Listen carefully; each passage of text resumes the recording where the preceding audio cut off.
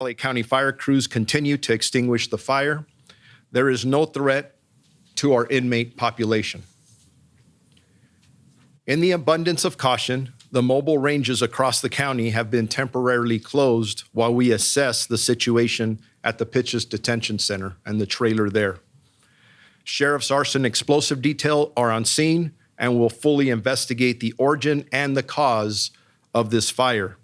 It is extremely early in the investigation to determine the cause of this fire, and the investigators will continue to do so when it is safe to enter the mobile range. Unfired ammunition are still within the area of the mobile range and pose extreme danger to the investigators and the first responders at this time. Once the material and debris have cooled, the investigation will resume. In regards to the deputies, I'm not going to identify them at this time. We're still in the process of contacting family for both, out of respect for that. But I can tell you this, they are both veteran deputies. One has been on the department for approximately 21 years and is assigned to the Northern Correctional Facility.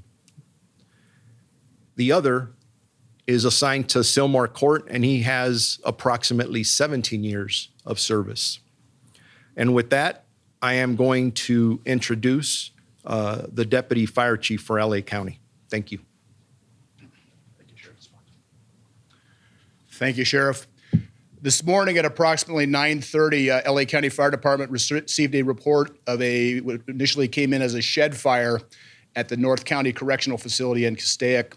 First alarm resources were dispatched to the emergency, and upon arrival, the clarity of what took place started to come together, indicating that there was a fire inside a 53-foot tractor trailer that was a mobile shooting range. Upon our arrival, the two injured deputies had been transported by sheriff's vehicles to Henry Mayo Hospital. So from a treatment standpoint, the fire department did not have any personnel on scene that were injured, just the two deputies that were transported. Our firefighters immediately engaged with hand lines trying to suppress the fire. The fire was threatening the building and an adjacent 53-foot trailer. They were able to successfully flow water for an extended period of time, limiting the spread of the fire to the initial trailer. They were able to move the adjoining trailer out of the way, and at this point, we're using an excavator to try to open up one end of the trailer to allow our hose streams to be more effective. So at this time, the fire is still not fully extinguished. We anticipate that to be completed within the next hour or so.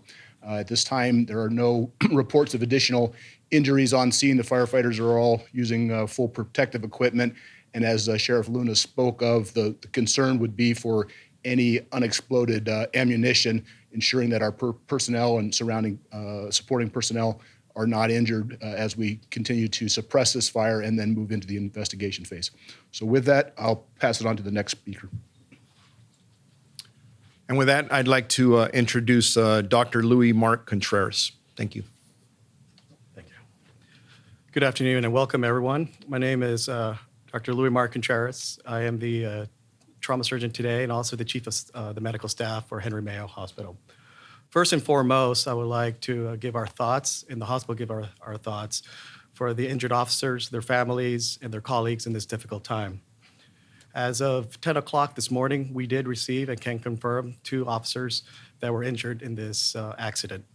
We provided the best care possible and are continuing to provide that best care possible for these 2 officers at this time. However, due to confidential issues for patients, I cannot give specific details regarding their injuries.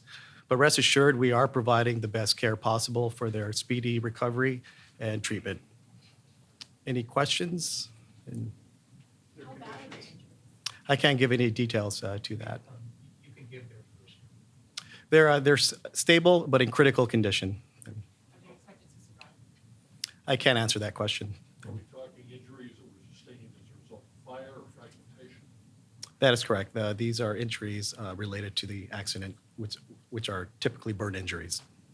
Burn injuries, not fragmentation, not shrapnel, nothing of that nature. That's all I can give as far as information. Did they undergo surgery?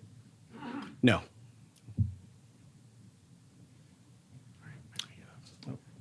All right. Any other questions?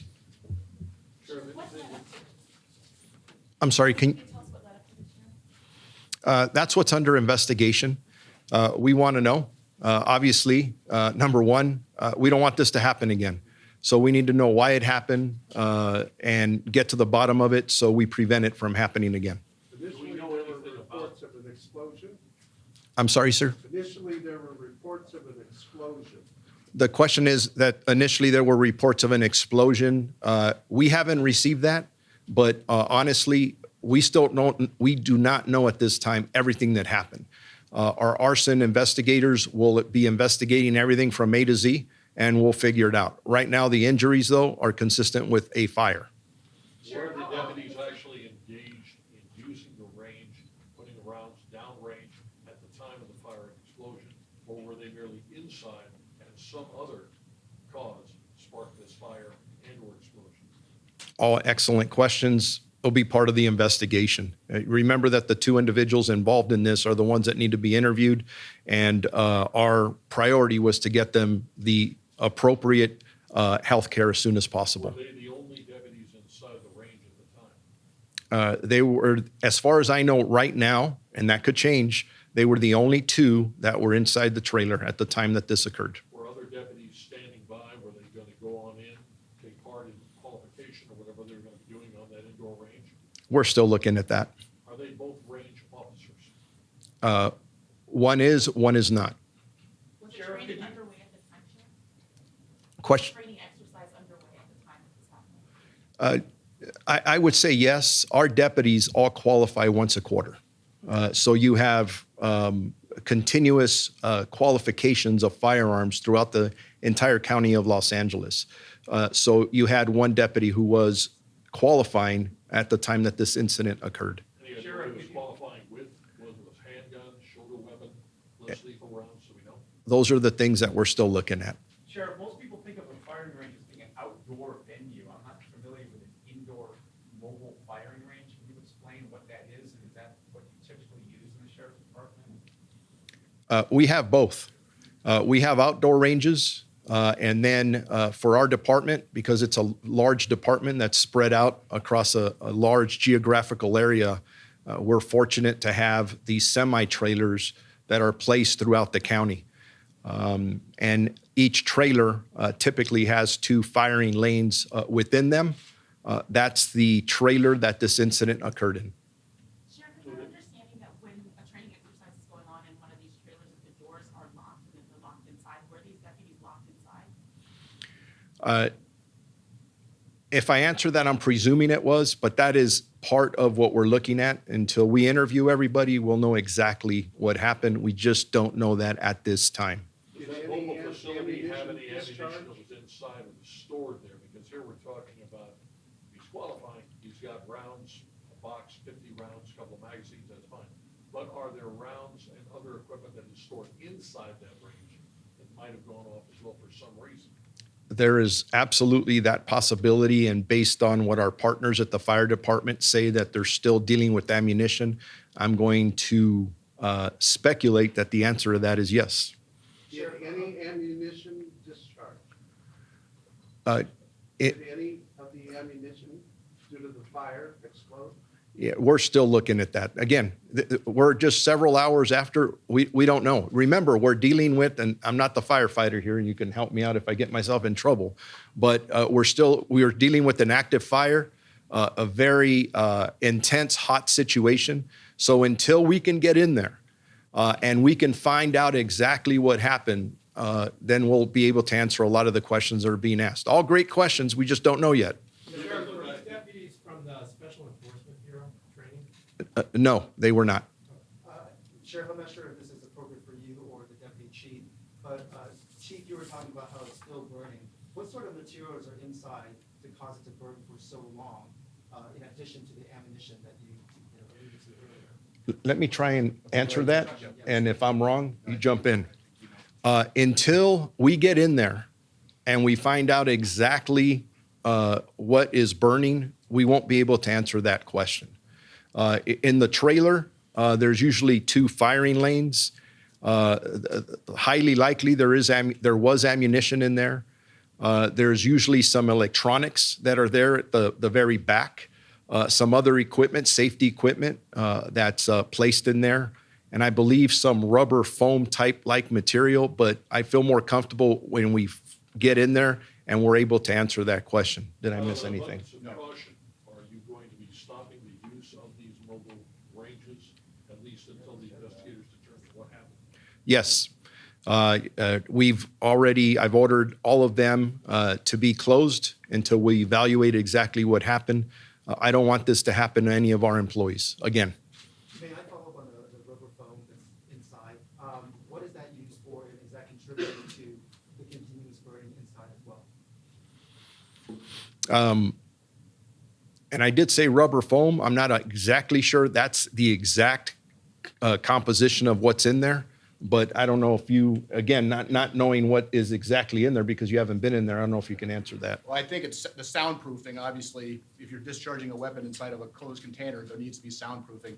So my speculation would be the soundproofing material, maybe rubber, maybe something similar, but the entire internal contents of the trailer is what is fueling the fire. So everything is contributing to it. Sheriff, are you therefore, I'm saying also chief, knowing those ranges and what happens in those things, you're talking about a very thick type of absorbent foam, rubber and rubber-based material that's designed to stop bullets from going through it, slows it down, prevents fragmentation, things like that. That's what would burn for that long, but not a heavy rubber compound. I would just leave it at the interior of the trailer. The contents of the interior of the trailer is what was burning, and that's made up of a composite of many different things. Sure, the initial help call, Can you there talk was about something last of an question? explosion. Is that still being looked into, whether or not if there was an explosion inside the trailer? Yeah, all that will be looked into. We want to know specifically what happened, why it happened. At the end of the day, we have 2 deputies that have significant injuries here. We do not want this to happen again. Is it Sheriff, do you know possible, if is the it possible to bring, ventilation system Doctor, was working? And when was the last time the trailer was cleaned? That'll be part of the investigation. is it possible to bring the doctor back up? One more Quick question. question. I know that you have Sure. confidentiality issues. Yes. You haven't really given us anything that we can use. I mean, can you talk in general terms of how you treat patients with these kinds of injuries? Okay. What your priorities are, and whether you think they'll be staying here or being transferred to a specialized unit? Sure. In general terms, I can't give the specific details of the injuries, but in general terms, for any fire, accident, or injury, we'll be treating burn injuries, and we would follow the protocols in the emergency room and the trauma team to ensure that there's no traumatic injuries, which we're working on right now, and they remain in critical condition. And if needed, and extra resources, if that requires transfer to a tertiary center, that will be decided at that time. But I can't give any more details on that. Critical but We stable. originally heard 4 people were injured, is it 2 definitely? And then that was updated. We received 2 patients, and that's all I can say. Minor injuries, we initially heard 4 total. We received 2 patients total that I'm aware of as far as the trauma team. Okay, thank you. Thank you, Doctor. Again, thank you, Doctor, for your staff, all the care you're giving our deputies. We can't tell you how much we appreciate everything you guys are doing. And yes, we have 2 deputies that were injured. We don't have any information at this time of any additional injuries, but we'll see as the day progresses.